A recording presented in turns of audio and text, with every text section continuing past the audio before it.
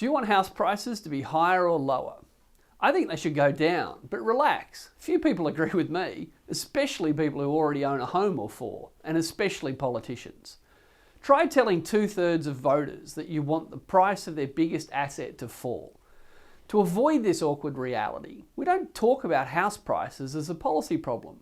We talk about weasel words like housing affordability.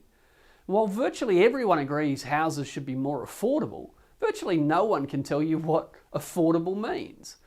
It's the perfect distraction. It's like talking about clean coal or green hydrogen. Which brings me to this week's federal budget.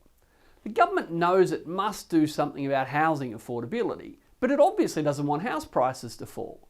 So once again, it's grabbed for some announcables that sound like they should work, but they won't work and they won't really do anything. Cynical, huh?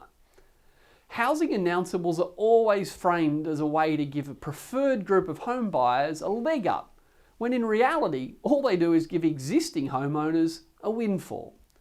But before I explain how this week's budget announcables work, we need to talk first about how selling a house works.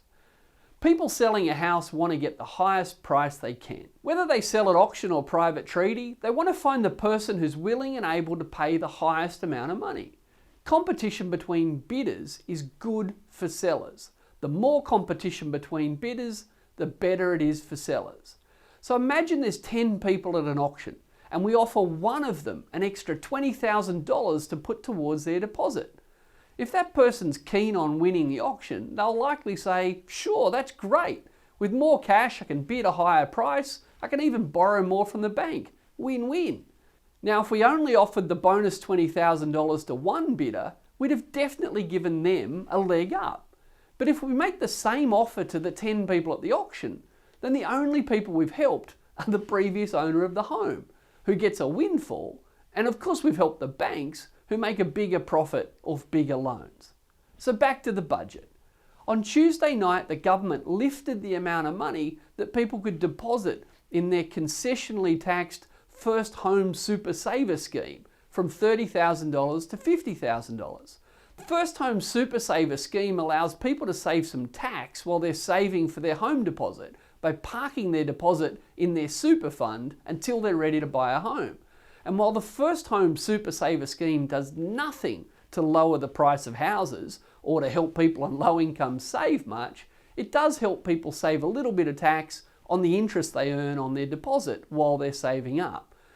The fact that the government just needed to increase the amount of money you can park in these deposit accounts tells you everything you need to know about how effective these accounts have been at making houses more affordable.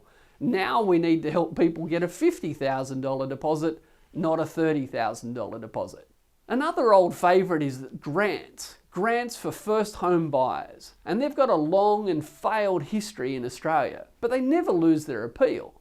They're simple to explain, the people who get them are always grateful, and there aren't many recipients of a $25,000 grant who ever blame the person that gives it to them for the rising land prices, for the rising construction costs, or for anything else. In the middle of the COVID recession, when there were fears that the construction industry might collapse, these sort of grants made some sense as a form of stimulus. But now that the housing market's in good shape, these grants will simply drive prices higher. Again, it's great for the people who already own homes. And then finally, there's the Family Home Guarantee to help single parents buy a house with a deposit of only 2%. Again, this might help give single parents a small leg up, but it's important to realise that the single parents then need to make repayments to cover a loan for 98% of the purchase price of the house. And given that the scheme's only available to people who earn less than $125,000, and that the applicant needs to earn enough to make repayments on a loan for 98% of the house price, it's a safe bet that not many single parents will be popping the champagne corks or anything else anytime soon. Australia has some of the most expensive housing in the world, and none of the budget's housing affordability announcables will lower house prices for the simple reason that they weren't designed to. Falling house prices would be a political nightmare. If the government did want to make houses cheaper, it would need to remove things like the capital gains tax exemption that ensures that when a $10 million house goes up by 10%, the owners of the house pay zero tax on a $1 million windfall. If the government wanted more people to own their own homes, then it would have to reduce the tax benefits for buying investment properties, for the simple reason that you can't have more investment property owners without having more tenants. And if you've got more tenants, you've got less people living in their own home.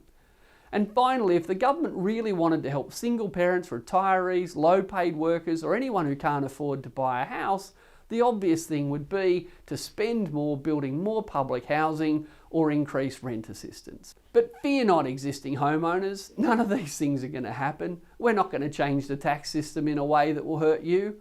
And if house prices ever did start to fall, I assure you governments would find a way to push them back up again. All the talk of making housing more affordable is simply a smokescreen for ensuring that it's not. Nobody powerful in Australia wants house prices to fall, and I really don't think they will anytime soon.